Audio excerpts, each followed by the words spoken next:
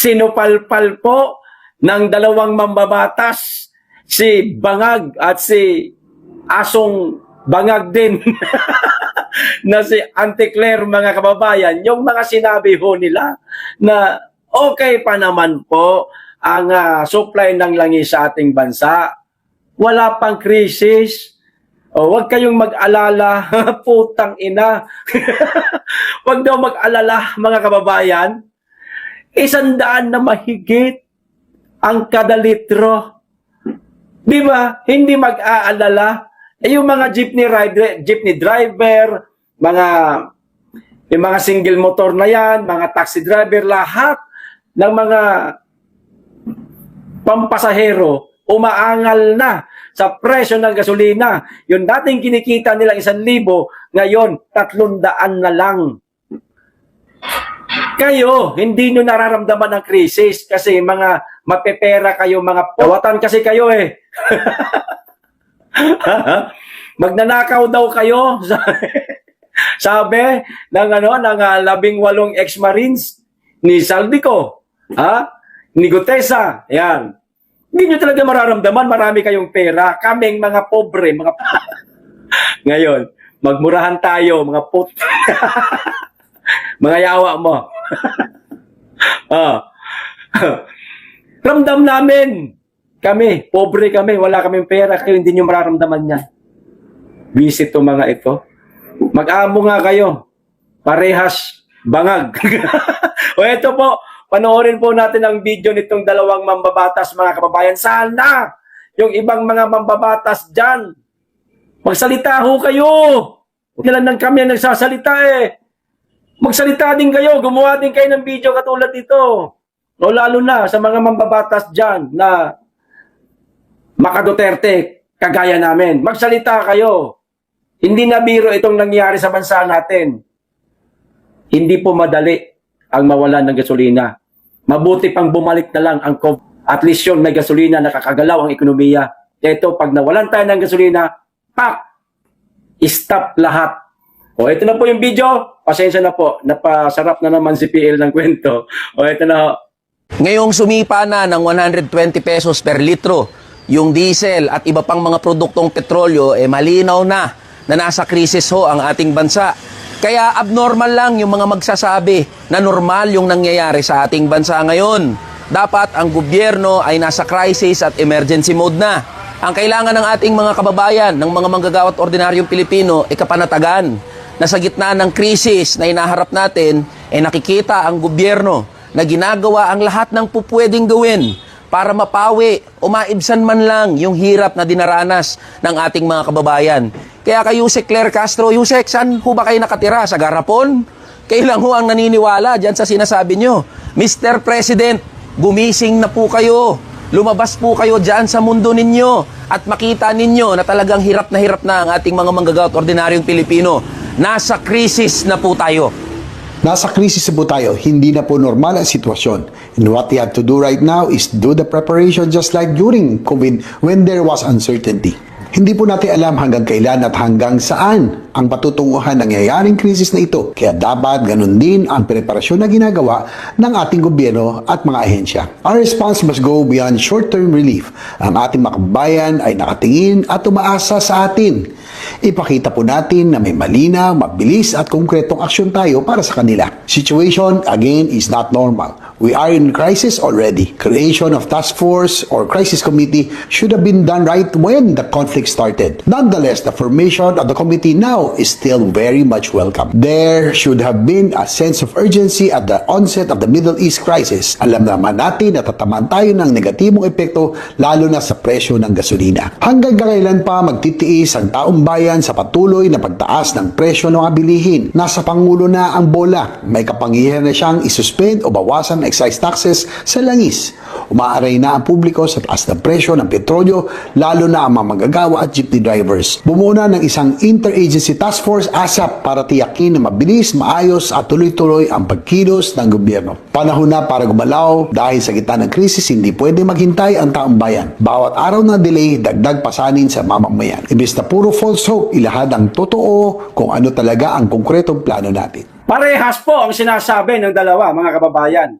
nasa krisis na tayo. O ngayon, pinirmahan na ni Tito Soto, mga kababayan, at ni Boji D ang ginawa nilang resolusyon, mga kababayan, para hilingin o pagbibigay ng kapangyarihan pala, pasensya na, pagbibigay ng kapangyarihan sa presidente na magmando na tanggalin muna pansamantala ang excise tax, mga kababayan, sa langis. Ang tanong, kung kaya bang gawin yan ni Junior, mga kababayan?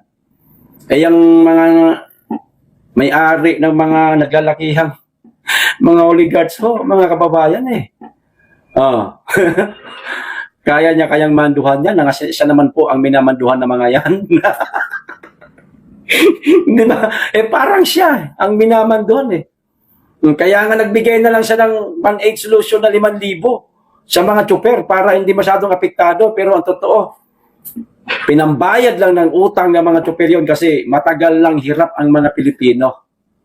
Di ba? Ano sabi ng isang US-based diplomat, mga kababayan? Kahit siya nasabi niya na running out na po ang fuel ng Pilipinas, hindi lamang po ng bansang Bangladesh at ng Vietnam. Ito mismong sabi niya, Vietnam, Bangladesh, and the Philippines will run out of oil in 3 weeks. US-based diplomat says, ayon po di umano daw, mga kababayan, sa politiko. 3 weeks na lamang daw po tatagal ang ating oil, langis, crudo, gasolina, mga kababayan. Nako. Tugman-tugma din po sa sinabi ng ng DOE, mga kababayan. Ito naman po ang sinabi nila. Una, parang huwag kabahan ng mga Pilipino, mayroon silang palaman. Ang palaman po nasa ibabaw. Ito sabi niya, steady pa naman yung supply natin. Yan lang laging sinasabi nila. Steady. Di sana steady din ang presyo ng gasolina. Bakit napakataas na kung steady ang supply natin? Itong mga ito. Tiniyak, mga kababayan, tiyak ni Department of Energy Secretary Sharon Garin na ginagawa na ng ahensya ang lahat para panatilihing sapat ang supply ng langis sa bansa sa kabila ng epekto ng gulo sa Middle East. Pag sinabing panatilihin, mga kababayan, hindi magsisiro. Hindi katulad ng sinabi nitong US-based diplomat na 3 weeks wala na, running out na yung gasolina o langis ng Pilipinas. Pero sa kanila panatilihin. Sige, pag yan hindi nyo nagawa, mag-resign na kayo sa posisyon ninyo. Wala kayo. Pare-parehas kayo. Ayon kay Garin, mayroon pang 45 days o araw na supply ng langis sa bansa. Mantakin nyo yan. 45 araw na lamang po, mga kababayan. 45 days na lamang po na mayroon tayong supply ng langis. Kinabukasan, pag 45 days, wala na. Tugma. Kasi sinabi nitong isang US-based diplomat, mga kababayan, ewan ko lang kung meron ng nakitang bansa ang presidente natin na mapagkukunan niya ng langis, mga kababayan. Mukhang wala pa. Kasi kung meron na, ipagyayabang kaagad nila yan. Mayayabang yung mga yan meron na tayong mapapagkunan ng langis. Nag-commit na sa atin ang bansang Agartha. Agartha. Sino po nakakaalam sa lugar na yan, sa bansa na yan, yung Agartha? Sino po nakakaalam? Mapaki-comment nyo dyan, mga kababayan. Di ba? Kaso wala pa po silang sinasabing ganyan. So, ibig sabihin, wala pa mga kababayan. Wala pa. Wala pang bansa tayong malalapitan, mapagbibilhan ng langis. Kaya, ang ginawa ni Junior, mga kababayan, hindi niya na kayang mag-isip, mag-isa. Hirap na siya. Hindi niya na kaya, nahihirapan na siguro siya. Di nagtayo siya ng isang komisyon, mga kababayan. Ayan, nasabi, Marcos orders creation of crisis committee. Ayan po yung indikasyon ng mga kababayan na nasa krisis na po tayo. Katulad ng video yung pinanood po natin kanina na sinabi ng dalawang mambabatas. Nasa krisis na po tayo. Naisip niya na Gagawa na tayo ng isang komite. Task Force Anti-Crisis, parang ganun ba mga kababayan?